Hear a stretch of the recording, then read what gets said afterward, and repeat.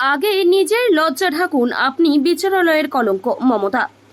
এখানকার বিজেপি প্রার্থী তো একেবারেই মহানুভব প্রার্থী। ঈশ্বরের ঠিক পরেই নাকি আবার ঈশ্বরের ওপরে। বিচারপতির আসনে বসে বিজেপির সঙ্গে ফোনে কথা বলতেন।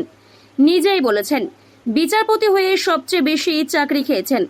প্রার্থী হয়ে উনি ভাবছেন এটাও বিচারালয়। মহিষা দলের সভা থেকে এই ভাষাতেই অভিজিৎ গঙ্গোপাধ্যায়কে আক্রমণ করলেন মুখ্যমন্ত্রী মমতা বন্দ্যোপাধ্যায়। মেদিনীপুর লোকসভা কেন্দ্রের তৃণমূল প্রার্থী জুন মালিয়ার সমর্থনে সভা সেরে হেলিকপ্টার করে তমলুকের তৃণমূল প্রার্থী দেবাংশু ভট্টাচার্যের হয়ে প্রচারে আসেন মমতা। বললেন, আমি ওর হয়ে ভোট প্রার্থনা করতে এসেছি। সভাতে বিজেপি প্রার্থীকে কার্যত তুলোধনা করলেন তৃণমূল সুপ্রিমো। মমতা বললেন, এখানকার বিজেপি প্রার্থী তো একেবারেই মহানুভব প্রার্থী। ঈশ্বরের ঠিক পরেই নাকি আবার ঈশ্বরের ওপরে।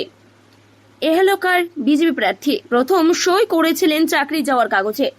উনি বিচারকের আসনে বসে বিজেপির সঙ্গে যোগাযোগ রাখতেন। তিনি বলেছিলেন যোগাযোগ রাখতেন, তো একে আমি কি বলবো। যিনি বিচারকের আসনে বসে বিজেপি করতেন তাকে বিতাড়িত করে দিন, আর তার নামটাও ঠিক করে দিন। কার্যত বিজেপি প্রার্থীকে তুলোধনা করলেন তৃণমূল সুপ্রিমো। বলেন, প্রার্থী হয়ে উনি ভাবছেন এটাও বিচারালয়। এখন মমতা বন্দ্যোপাধ্যায়ের পদত্যাগ চাইছেন।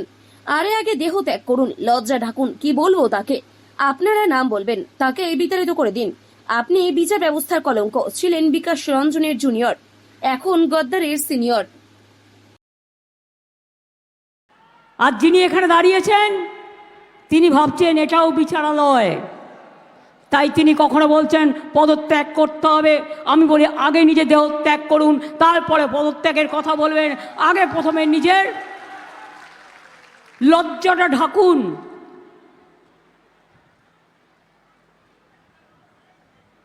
নিজের লজ্জাটা ঢাকুন।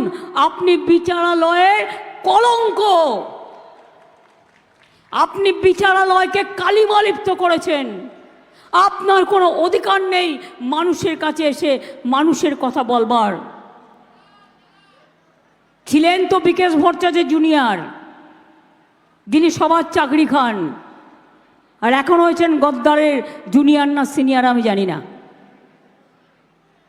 সেই জন্যেই মমতা ব্যানার্জিকে গালাগালি দেওয়ার আগে বলবো, মমতা ব্যানার্জি তো অনেক দূরের কথা। আগে দেবাংশুর সাথে লড়ুন, আগে দেবাংশুর সাথে লড়ুন, তারপরে কারোর সাথে লড়বেন। অন্য প্রার্থী এখানে আমরা দিইনি। কেন দিইনি? জেনে শুনেই দিইনি। ছাত্রছাত্রীদের সবচেয়ে বেশি চাকরি খেয়েছেন উনি মিথ্যে কথা বলে। তোমার যদি বলার থাকতো এটা ভুল হয়েছে সংশোধন করে নাও, আমার কোনো আপত্তি নেই। তুমি এক কথায় সবার চাকরি খেয়েছো, ছেড়ে দাও তোমায়। দেবাংশুকে আমি বলবো, যাদের চাকরি গেছে সেই পরিবারগুলোকে নিয়ে আসবে এবং তাদের দুঃখের কথা মানুষের কাছে বলবেন।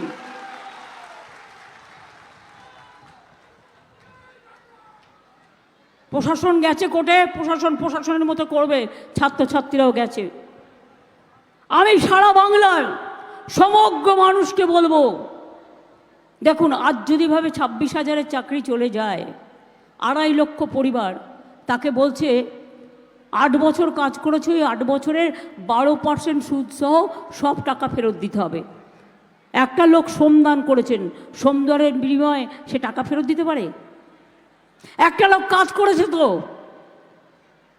স্কুলগুলো চলবে কি করে?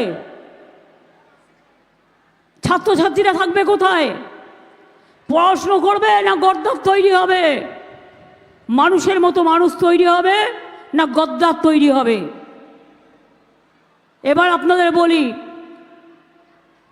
এখানে মহাত্মা গান্ধীজির নামে বিশ্ববিদ্যালয় আমরা করে দিয়েছি, তমলুক মেডিকেল কলেজ করে দিয়েছি, মাতঙ্গিনী হাজরা মহাবিদ্যালয় তৈরি হয়েছে।